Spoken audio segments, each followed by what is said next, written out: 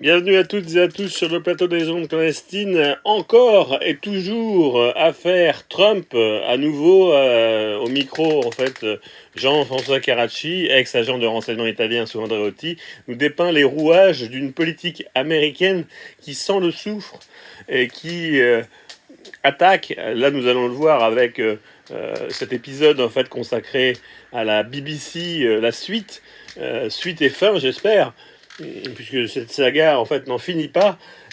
Écoutons-le. La tempête pour la BBC ne semble pas vouloir s'arrêter puisque les deux grands patrons de la BBC ont démissionné.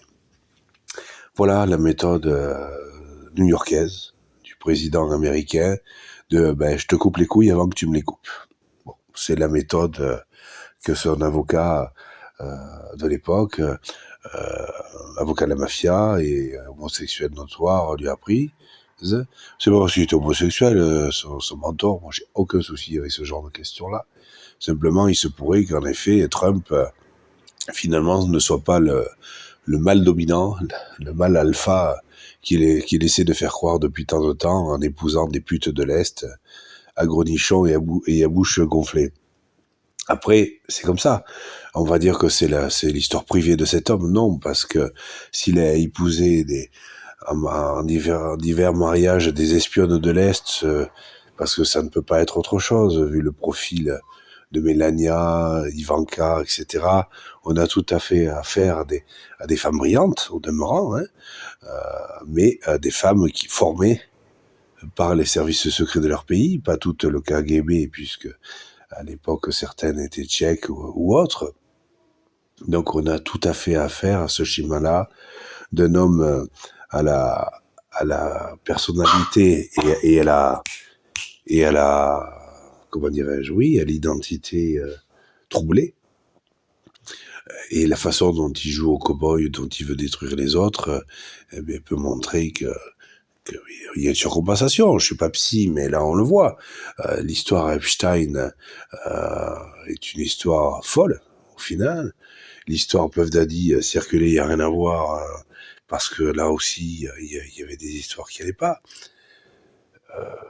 Pour moi, et c'est l'objet de ce podcast, qui ne se veut pas bavard, en plus je suis enrhumé, j'ai un petit rhume, j'ai rien de plus, mais au moins voilà, c'est du direct. Il y a les jours où je suis en pleine forme, et les jours où j'ai un petit rhume. Aujourd'hui, c'est un jour où j'ai un petit rhume. La démocratie américaine, ancienne colonie royale anglaise, aurait peut-être intérêt à un peu changer son système pourri qui fonctionne pas, où George Bush, père et fils, étaient des hommes qui n'allaient pas, où Bill Clinton était un homme qui n'allait pas, etc., etc., etc. Depuis 250 ans, les anciennes colonies anglaises nous expliquent que eux ont compris comment il fallait diriger la nature humaine, créer une démocratie, l'imposer à la face du monde, alors qu'au final, c'est des trous de balles, hein. La démocratie américaine, version Trump, version Bush, version Clinton, version Obama, ça ne vaut rien. Ça ne vaut rien. Parce que ce qui est important, c'est du paternalisme, c'est avoir un roi, une reine qui vaille quelque chose et qui vaille vraiment quelque chose. Que ça soit pas dans la vente de mirage. Imaginez que Charles III d'Angleterre est un mec génial pour les Anglais, c'est une folie, c'est une folie.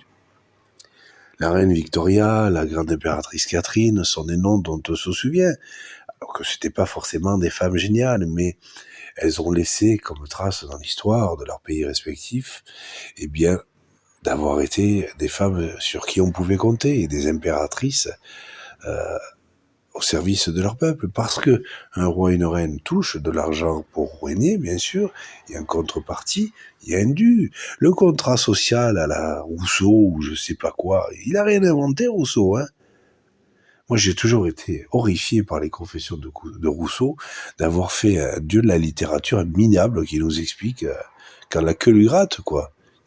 Non. Si vous voulez vraiment lire des confessions, un journal de bord qui a de la gueule, lisez Georges, Cardel, la trilogie aux éditions du Net, et là vous allez bander pour quelque chose, d'un type qui se sait pas fils de roi et qui veut pas être fils de mafieux, et qui va tout risquer, tout perdre, et bien aussi tout gagner, pour dire adieu, mais voilà, tu me la joues à la Job, au même défi que Job, ben je vais y arriver. Que Trump, si Trump avait pu être le héros réellement de son clan, ben ça aurait été merveilleux pour son clan, à défaut du reste de l'Amérique. Aujourd'hui, New York a choisi un nouveau maire, tel que, bon, on l'a découvert. Moi, j'ai rien à dire contre cet homme. Je me fous qu'il soit musulman, je me fous qu'il soit homosexuel, je m'en fous, en fait. Simplement, New York est une ville extrêmement démocrate, qui est allée très loin dans le choix qu'elle a fait, de son nouveau maire. Est-ce que ça va donner quelque chose de bien? J'ai un doute. Mais les maires d'avant valaient pas mieux. Bloomberg valait rien. L'italien, là, celui à l'époque du World Trade Center, Giuliani, mon Dieu, Giuliani, les histoires avec Giuliani. Alors c'est intéressant parce que Giuliani se retrouve ruiné à la grande âge qu'il a, parce qu'il avait fait un acte de racisme en faisant une déclaration publique dans une interview en disant que 2 employés de la mairie de New York étaient noirs, étaient des minables. Et elles ont gagné un procès, ces 2 femmes-là, légitimement, bien sûr, hein, j'ai pas de problème avec le fait que le racisme soit condamné et attaqué. Et Giuliani a dû plusieurs centaines de millions de dollars, voire même $1 milliard à ces 2 femmes-là. Et ça a fait totalement chuter la fortune de Giuliani, qui aujourd'hui n'a pas de quoi se payer quoi que ce soit. D'ailleurs, Trump l'avait récupéré, Giuliani, à un moment donné, à des hautes fonctions rémunérées, mais il n'a pas pu le garder parce que, pareil, Giuliani, c'est ça le souci. C'est que on a tellement la maîtrise de la communication, de l'information, et les podcasts faits avec un journaliste, particulièrement journaliste spécialisé en renseignement, s'intéresse à cette question-là. Aurélien, moi, on s'intéresse de vous proposer ce raisonnement-là, que certains découvrent et que d'autres, au contraire, certains d'entre vous le savent. J'ai des auditeurs qui me disent « Ah oui, c'est génial, j'ai appris des choses » ou « Ah oui, merci de nous répéter des choses qu'on sait déjà. Pardon si je répète des choses, c'est la vieillesse, hein, je sucre un peu les fraises peut-être. » Mais voilà, l'idée que Trump n'est pas un héros, il y en a qui l'avaient bien compris depuis longtemps.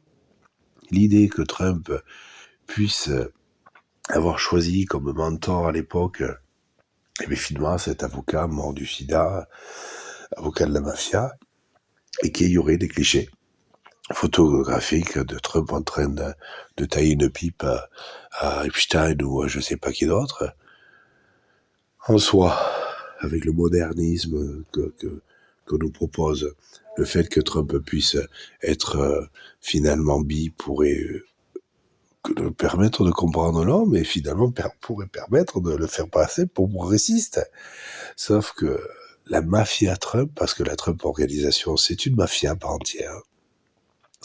Les fils Trump sont chargés de monnayer le carnet d'adresse du père à travers le monde, de vendre le nom Trump, mais en échange de chantage, de faveurs, de manipulation.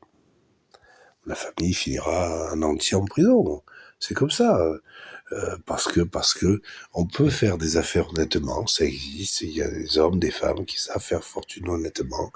Et puis il y a des hommes et des femmes qui passent leur vie à faire de la saloperie. Voilà, j'ai eu à mon échelle le même genre de cas avec François-Joseph Carracci, qui n'a su faire toute sa vie que faire des fours d'écriture. Voilà, c'était sa cam. Pas d'accord avec ça. Alors voilà, l'histoire de la BBC, moi qui ai porté plainte contre M6 pour faux témoins et fausses preuves, parce que l'histoire d'M6 avec moi, avec le 66 minutes de avril 2018, est bien plus grave que l'histoire de Trump. Moi, j'ai démontré, et Bénédicte Carracci-Bocquet aussi, on a fourni des preuves écrites et audio que Maurice Dérard, STP Productions et M6 m'ont menti par écrit pour me mettre en position défavorable. Ils m'ont menti en m'inventant des témoins, en m'inventant des noms de famille. Et par rapport à Razvan Mihaescu, en faisant témoigner à Razvan Mihaescu, qui n'existe pas. Le mec qui témoigne, qui explique qu'il me connaît pas, n'est pas le Razvan Mihaescu que j'ai eu au téléphone, que j'ai eu sur Skype, etc. Parce que Razvan Mihaescu n'a aucun accent roumain. C'est un homme qui brillant, qui qui parle parfaitement le français, qui était très proche de Dominique Lescure, ancien trésorier du bloc identitaire. L'extrême droite française, très liée à la DGSE, et à l'époque, justement, Razan Miaescu et Dominique Lescure se sont connus à la révolution roumaine, où tous les deux sont des compagnons d'armes des services secrets qui ont fait chuter Ceausescu. Voilà pourquoi je vous parle de tout ça. C'est une affaire extrêmement sérieuse. Quand M6 joue la pucelle effarouchée avec moi, ou que Libération maintient cet article depuis 5 ans, qui m'infame en parlant d'une conversation avec le maire de Saussan, Joël Vera, qu'elle n'a jamais eu, puisque le maire de Saussan me l'a affirmé. J'ai l'enregistrement téléphonique, etc., etc. Moi, je demande 100 millions d'euros. J'ai fait sourire, j'ai même fait rire. Mais je les aurai, parce que, et peut-être que j'aurais pas besoin de demander à la justice française qui n'a pas envie de m'aider. Ça s'est vu avec les problèmes que j'ai eus à l'époque. J'étais l'emmerdeur de Roumains qui cherchait à voler la fortune de quelqu'un d'autre. Non, je suis un fils de roi qui a survécu à la mafia, à François-Joseph Karachi. Ce François-Joseph Karachi qui a ri quand il a appris la mort de mon fils. Il a ri. Et moi, les gens qui rient de moi, alors que, comme vous, je suis un héros de quotidien, je me lève tous les matins pour faire bouffer les miens, et je me lève tous les soirs en espérant avoir fait au mieux. Voilà ce qu'on nous demande, voilà ce que la société nous demande, et voilà ce qu'on doit s'imposer à nous-mêmes. C'est traverser la vallée de la mort, en se disant que on est là pour ça, pour faire de belles choses, parce que c'est sur ça qu'on sera jugé au seuil du trône de Dieu. Eh bien, pour rendre l'allégorie encore plus saillante, je dirais que avec le trône de Dieu, c'est qu'un aller simple qui nous propose. L'aller-retour, en fait, a déjà été exploité. Merci d'avoir suivi les ondes clandestines au micro de Jean-François Karachi, ex-agent de renseignement italien sous Andréotti. Merci de nous avoir suivis, à très bientôt sur les ondes clandestines.